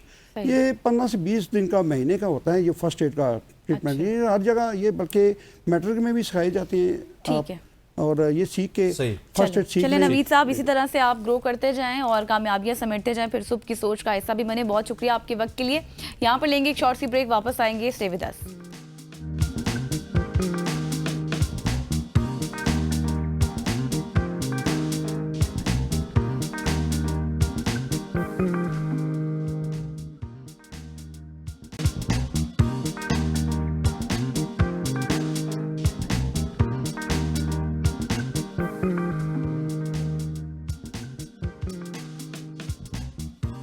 वेलकम बैक खवातीन आज़ाद। सर्दियों का मौसम जहां अपने साथ ठंडी हवाएं और खुशगवार फजा लाता है, वहीं ये मौसम जिल्द के कई चैलेंजेस भी साथ लाता है। खुश्क हवा, कम दर्जा हरारत और हीटर्स के मुसलसल इस्तेमाल से हमारी स्किन की नमी खत्म होने लगती है, जिसके नतीजे में चेहरा हमारा खुरदरा सा हो जाता है, होंठ फटने लगते हैं, जिल्द बेजान नज़र आने लगती है। लेकिन अगर हम चंद सादा एहतियाती तदाबीर अपना लें, जैसे कि पानी का मुनासिब इस्तेमाल है, मॉइस्चराइज़र का बाकायदा इस्तेमाल है और मुतवाज़न ग़िज़ाएँ, तो सर्दियों में भी नरम, तरोताज़ा और चमकदार जिल्द बरकरार रख सकते हैं। आज के सेगमेंट में हम बात करेंगे कि कैसे आप अपनी जिल्द को सर्द मौसम के असरात से महफूज रख सकते हो। हमारे जो मेहमान हैं उनसे आप सवाल भी कर सकते हैं। सवाल अगर आपने करना है तो आप इन 2 नंबर्स पे कॉल करें, 051-890-1008 और दूसरा हमारा नंबर है 051-2624946। इन दोनों नंबर्स पे आप कॉल कर सकते हैं और अपने सवाल पूछ सकते हैं। बिल्कुल जी, और इन स्टूडियो हमें ज्वाइन कर चुकी हैं डॉक्टर ज़रियाब हनीफ साहिबा। आप डर्मेटोलॉजिस्ट हैं। Thank you so much for your time. सबसे पहले ज़रियाब यही बताएं कि इस वक्त जो कॉमन इश्यूज़ है जिनका जिक्र हसनैन ने भी किया, यही कॉमन इश्यूज़ चल रहे हैं विंटर्स में या इसके अलावा भी आप कुछ देख रही हैं, कोई ऐसे पेशेंट्स आपके पास आ रहे हैं? ऑब्वियसली विंटर्स में जो है ड्राई स्किन के ज़्यादा ही पेशेंट्स आते हैं और मैं तो अब तक कह कर थक गई हूँ कि आपका जो फर्स्ट अपमोस्ट जो आपका स्किन केयर रूटीन में अगर आप कोई भी चीज़ रखना चाहते हैं तो मॉइस्चराइजिंग लोशन लाजमी रखें और इसकी कोई एज लिमिट नहीं है। आप बच्चों से लगाकर ओल्ड एज तक मॉइस्चराइजिंग लोशन उसमें आप ऐड करें और साथ सन ब्लॉक लाजमी आपने यूज़ करना है। बेशक सर्दियों और गर्मियों सन ब्लॉक आपने लाजमी यूज़ करना है। और हाइप होती है कि सन ब्लॉक का कोई साइड इफ़ेक्ट ना हो, हम लगा रहे हैं तो इसके अंदर केमिकल्स ना हो, तो ऑब्वियसली वो तो आपने देखना है कि कोई केमिकल फ्री चीज़ हो, लाजमी कोई अच्छी कंपनी हो, उसका आपने सन ब्लॉक और मॉइस्चराइजिंग लोशन जो है वो लाजमी अपनी आपने जो भी आपकी स्किन केयर है, अगर आप रात को करना चाहते हैं, डे में करना चाहते हैं, वो आपने लाजमी यूज़ करनी है। उसी की वजह से आपकी हाइड्रेशन होगी। उसके अंदर डिफरेंट इंग्रेडिएंट्स ऐड किए जाते हैं, HA सीरम्स ऐड किए जाते हैं लोशंस के अंदर, वो आपकी स्किन को और प्लम्प और मॉइस्चराइजर जब मुंह धो तब लगाना चाहिए? आप देख लें, आप जितनी दफ़ा अपना फेस वॉश करें उसके बाद ऑब्वियसली आपको फील होता है कि आपकी स्किन थोड़ी ड्राई हो गई है, तो उसके बाद आप यूज़ करें। इसका कोई इस तरह हार्ड फास्ट रूल नहीं है कि इतनी लिमिट में आपने इसको यूज़ करना है। सन ब्लॉक का हम थोड़ा सा बताते हैं कि आफ्टर 2 आवर्स आप लाजमी अप्लाई कर लें, क्योंकि उसका जो टाइम पीरियड होता है वो 2 आवर्स के बाद आपने उसको अप्लाई करना होता है। लेकिन अगर आपके पास नहीं होता एटलीस्ट आप दिन में 2 दफ़ा या 3 दफ़ा तो लाजमी अप्लाई करें। ठीक हो गया। और अगर सर्दियों के मौसम की बात की जाए, क्योंकि आज हम थोड़ा सा विंटर सेंट्रिक प्रोग्राम करना चाहते हैं, तो इसमें आपके पास पेशेंट्स जो आते हैं उनको क्या स्किन के प्रॉब्लम्स होते हैं जो कि आप ये बता सकती हैं कि उनकी अगर ऑलरेडी आप केयर कर सकते हैं किसी भी तरीके से, जिस तरह मैंने पानी का इस्तेमाल बताया, मॉइस्चराइजर का बताया, तो वो आपके पास ना आए या उससे बच जाए? देखिए, सन ब्लॉक अगर वो अपना बेसिक एक स्किन केयर बना रहे हैं ना, जिसमें हमारी थोड़ी सी चीज़ें होती हैं, जैसे एक अच्छा सा फेस वॉश उनके पास होना चाहिए अकॉर्डिंग टू देयर स्किन। अगर उनकी एक्नी प्रॉन स्किन है तो एक्नी के रिलेटेड फेस वॉशेस अवेलेबल हैं। अगर उनकी ड्राई स्किन है तो ड्राई स्किन के अकॉर्डिंग अगर वो थोड़ा सा वाइटनिंग चाहते हैं तो वाइटनिंग के अवेलेबल है। तो फेस वॉश तो एक लाजमी चीज़ है जो आपकी अपनी एक केयर में होगी। उसके बाद एक आपके पास मॉइस्चराइजिंग लोशन होना चाहिए, एक सन ब्लॉक होना चाहिए। और जो एजिंग है ना वो बहुत ज़्यादा फीमेल्स क्योंकि हमारे पास ज़्यादा आती हैं तो फीमेल मेल्स भी ज़्यादा, हाँ इट्स तो उनका ये है कि आई की साइड्स पे ना रिंकलिंग बहुत जल्दी स्टार्ट हो जाते हैं। तो आई क्रीम एक बहुत अच्छी सी आपके पास होनी चाहिए और जिस लिहाज की आपकी स्किन है और जो आपका कंसर्न है उसके अकॉर्डिंग एक आपके पास सीरम होना चाहिए। सीरम्स डिफरेंट होते हैं, ये नहीं कि आपने कोई भी एक सीरम जो है वो मार्केट से आपने देखा है या आपने टीवी पे देखा है तो आप वही चीज़ अप्लाई कर देंगे। वो अकॉर्डिंग टू स्किन और आप जिस डॉक्टर के पास जा रहे हैं वो आपको बता देंगे कि ये वाला जो सीरम है वो आपने यूज़ करना है। तो अगर एक सीरम भी वो अपनी नाइट केयर में ऐड कर लें तो it's well and good and these things are more than enough for anybody. सही। अच्छा, जरा आप समटाइम्स ये भी देखा गया है कि समटाइम्स क्या मैं यही कहूँगी कि सर्दियों में तो पानी पीने का दिल ही नहीं करता वैसे एज सच, तो जाहिर है उससे फिर हमारी डिहाइड्रेशन जो है वो ज़्यादा हो जाती है। तो फिर इसका अल्टरनेटिव क्या है? हम पानी तो नहीं पीते, जाहिर है फिर हमारी डिहाइड्रेशन भी हो जाएगी, स्किन के भी प्रॉब्लम्स बढ़ेंगे। क्या पानी का इस्तेमाल हम ज़्यादा से ज़्यादा रखें या कोई अल्टरनेटिव वे भी है? देखिए, वाटर का इंटेक तो बहुत अच्छा है अगर आप करें, लेकिन ये नहीं है कि आप सिर्फ वाटर का इंटेक करें और साथ आप अपनी केयर ना करें ना। अगर आप सिर्फ वाटर का इंटेक करें और बाकी आप कहें कि हम सुबह से लेकर रात तक मुंह एक दफ़ा भी नहीं धो रहे और आपका पिलो भी वही, आपने महीने से अपना हाइजीन भी आपने ख़राब की हुए, तो ऑब्वियसली आपको वाटर का इंटेक भी बेनिफिट नहीं देगा, आपकी स्किन पे नहीं देगा। वैसे वाटर का इंटेक इज़ वेरी गुड, मैं ये नहीं कह रही कि आप ना पिए या उसका बेनिफिट नहीं है, उसका बेनिफिट है, लेकिन अलॉन्ग विद दैट आपको बाकी चीज़ें भी लाजमी देखनी है। हाँ, अच्छी डाइट आप ले लें और बाकी स्किन केयर भी ना, जिसमें आपने फेस वॉश तो लाजमी करना है ना। अगर आप सुबह से शाम तक अपनी हाइजीन का कंट्रोल नहीं कर रहे और साथ आपकी बेडिंग भी चेंज नहीं हो रही, आपका पिलो कवर भी है उस पर भी डस्ट पड़ी हुई है, तो ऑब्वियसली वो आपके फेस पे लगेगा तो एक्नी होगी। तो ये तो नहीं हो सकता कि आप पानी पीते रहें और बाकी चीज़ें ना कंट्रोल करें या आपका सन एक्सपोजर बहुत ज़्यादा हो और आप कहें कि अच्छा जी हम पानी तो बहुत पी रहे हैं लेकिन ऑब्वियसली सन की रेस तो आपको लग रही है ना, तो आपको सन ब्लॉक तो लाजमी लगाना अच्छा, पड़ेगा। ये जो सन ब्लॉक की आपने बात की है, नॉर्मली ये मिथ भी सॉरी, नॉर्मली ये मिथ भी है कि सर्दियों में शायद क्योंकि सूरज के साथ आपका इतना कनेक्शन होता है, लेकिन सूरज शायद इतना डैमेजिंग नहीं होता, हालांकि ज़्यादा डैमेजिंग होता है और बहुत सारे लोग सर्दी के सीज़न में सन ब्लॉक यूज़ नहीं करते हैं। ऐसी शिकायत आपको भी मौसूल होती होंगी। तो सन ब्लॉक सर्दियों के सीज़न में भी उसी तरह से यूज़ करना चाहिए जैसा हम गर्मी में करते हैं। हमें तो ये भी शिकायत मिलती है कि लोग आगे कहते हैं कि सन ब्लॉक लगाने से कैंसर हो जाता है क्योंकि अब जिस तरह का मीडिया है तो वो पता नहीं कौन कौन सी न्यू इन्फॉर्मेशन जो है वहाँ पे आ जाती हैं। तो सन ब्लॉक आपने लाजमी लगाना है, लाजमी लगाना है, लाजमी लगाना है। जितनी दफ़ा मैं कह चुकूँ मुझे कहना चाहिए कि आपने सन ब्लॉक सर्दी में लाजमी लगाना है, बाहर में लगाना है, खज़ान में घर में लगाना है, बैठे गर्मी हुए में भी बाद आप आपने लगाना है। और इस पे तो बाकायदा रिसर्चेस मौजूद हैं कि जो उन्होंने देखा कि कुछ लोगों ने सन ब्लॉक लगाया और कुछ ने नहीं लगाया, बल्कि एक ही बंदे ने एक साइड पे लगाया दूसरी साइड पे नहीं लगाया। तो जिस साइड पे उसने सन ब्लॉक लगाया हुआ था उस स्किन में एजिंग तकरीबन 10 इयर्स जो है वो कम थी और दूसरी में ज़्यादा थी। अच्छा। और कैंसर होता ही सन रेस की वजह से। हमारे बहुत सारे कैंसर ऐसे स्किन के होते हैं जो कि सन की मतलब फर्स्ट उसकी जो लिस्ट में आता है ना कॉज, वो सन एक्सपोजर की वजह से होता है। तो अगर आप सन ब्लॉक लगाएंगे तो आपको उससे आपकी बचत हो जाएगी। अच्छा, कुछ लोगों को ना सूरज की जो धूप होती है उससे भी उनकी स्किन खराब हो जाती है, उनकी ये रैशेस वगैरह हो जाना स्किन पर। तो सनस्क्रीन जब आप लगाएं, कोई भी सन ब्लॉक लगा कर बैठे तो उससे ये है कि कंट्रोल रहेगा, उनकी स्किन खराब ऑब्वियसली वो एक बैरियर बनाता है ना सन ब्लॉक ना। और सिर्फ रैशेस नहीं होते, ये जो मिलाजमा के हमारे पास औरतें आती हैं पेशेंट, वो सारा कुछ सब कुछ वो सन के एक्सपोजर की वजह से ही हो रहा था, यूवी अल्ट्रा रेडिएशन की वजह से। आपसे इंशाल्लाह फिर करेंगे जब आपको अगली दफ़ा बुलाएंगे। Thank you so much for joining us. Doctor Zariyab हमारे साथ मौजूद थी। ख़वातीन और हज़रात, आज की सुबह की सोच से इतना ही। मुझे गज़ल अशरफ को और हमारी पूरी प्रोडक्शन टीम को इजाज़त दीजिए। अल्लाह हाफ़िज़।